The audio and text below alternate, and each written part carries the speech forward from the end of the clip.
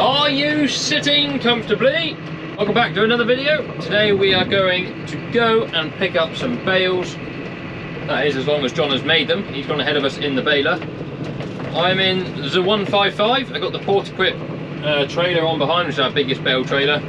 Dr. Phil is ahead of me. He's got the Fergie with the loader and the spikes, and also our AW trailer. I think I mentioned it, it was a few videos ago, but our bridge got mullered by a tractor and trailer. Not us this time. And it's been closed until they come and, I don't know, survey it and repair it and whatever. It'll be really annoying because it's a listed bridge, so they'll repair it and it'll be narrower than it was before, and it'll be a bigger pain in the arse and whatever. Anyway, what that means is we've got to do a big loop around the block to just get to sort of halfway to where we want to go, which obviously adds a lot of time, which is why I'm hoping there's only 2 loads of silage, because it's a long way to go back for like a couple of odd bales. I don't think there'll be 3 loads. Now a small bit of tractor swapping has gone on, so I'm now in the loader. I'm just driving around picking up some bales, loading the green trailer, which is now on the John Deere. It's all been swapping around it. It's just easier to get in the field that we're in with the slightly smaller trailer. Dr. Phil was taking the opportunity to sit down over there and have his lunch. He is some boy. There's 24 bales, so we'll fit them easily on 2 loads. Right, here is the last bale. I don't know how we would do this one-handed. Got it. Just noticed as well that the mower man's had a bit of a bad day. Look at that. He's missed a piece. Oh. That was one of those times where I thought I'll get that bit at the end, and then I never got there at the end. Phil's headed home with his load. John will be back there getting the wrapper set up, and this will be my last bale on here, and we'll have to do some strapping down. One more bale would have been perfect, but it is what it is.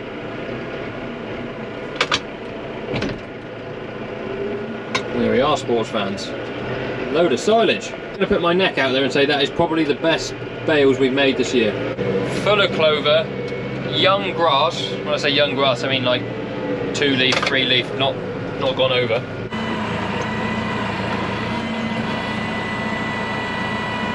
Now, this will be quite heavy. Yep, come in the tractor now. What's up? That sounded good. Just have a look at them here.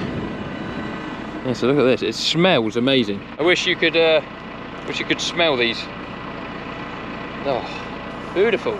It's all nice and soft. There's no seed heads. There's no thistles and weeds or nothing like that in here. Loads of bits of clover everywhere you look. Yeah, they're going to be some good bales. Anyway, this trailer's got the very handy storage box. Just got the straps and stuff in it. So let's get strapping. Right, we are all strapped down. We've got one going over the front bale, one going over the back bale on the top, and one going over the back bale on the bottom. So they should not go anywhere. I'm confident that they've been strapped down very, very well. So we've actually swapped trailers for the way home. Phil's taking the other one on. I've loaded this one up, and we'll go back in the Massey. Just plugged in the brakes and the lights, so that's all good. This trailer's brakes are extremely sharp, which is good when you've got a heavy load. So yeah, we'll take this home and see if they've started. I expect they've stopped for lunch, because we've been doing this over dinner time. I haven't had my dinner, and I know I need it. As the funky farmer says, brag on! Now, whenever we make silage bales here, people always ask me in the comments why we don't wrap them in the field. Well, it's because of roads like this. If you imagine we've wrapped bales, spent all that money on plastic, which is really not cheap, and then we're dragging them through hedges like this on the way home. All that will do is put holes in the plastic, which will then make the bales go bad when they're in the stack, and it's not worth it. Also, our wrapper that we have is one that is static, so it's a wrapper that you use at a stack. So we could wrap and stack the bales in the fields where we make them, but then we've got to transport them home, and you get the same issue with taking them down the lanes that are full of brambles. So yeah, I'm off the main road now, which is a bit of a relief. I'm not the biggest fan of driving bale trailers with a loader on the front of the tractor like this one on the road.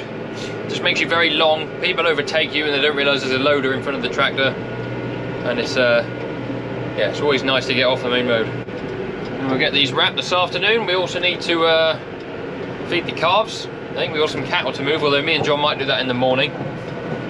Yeah, we'll just see where the afternoon takes us. Of course, no video is complete at the moment without a glimpse of the calf shed. Just finished feeding in here. If we're quick, we'll get a glimpse of the bone. There he goes. That electric bike is so handy around the yard. I mean, we got a lot of concrete, so it's quite good, but if you just want to go somewhere, instead of going finding your quad bike helmet or finding a key to a truck or whatever, on the electric bike. Now, the dog is after peeing.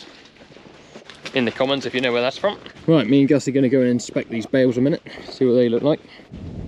Well, here is the stack of 24 bales we made.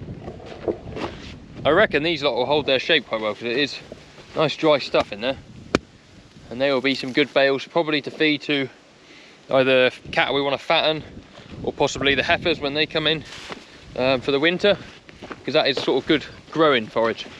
Whereas a lot of the forage we make here is sort of gut filler.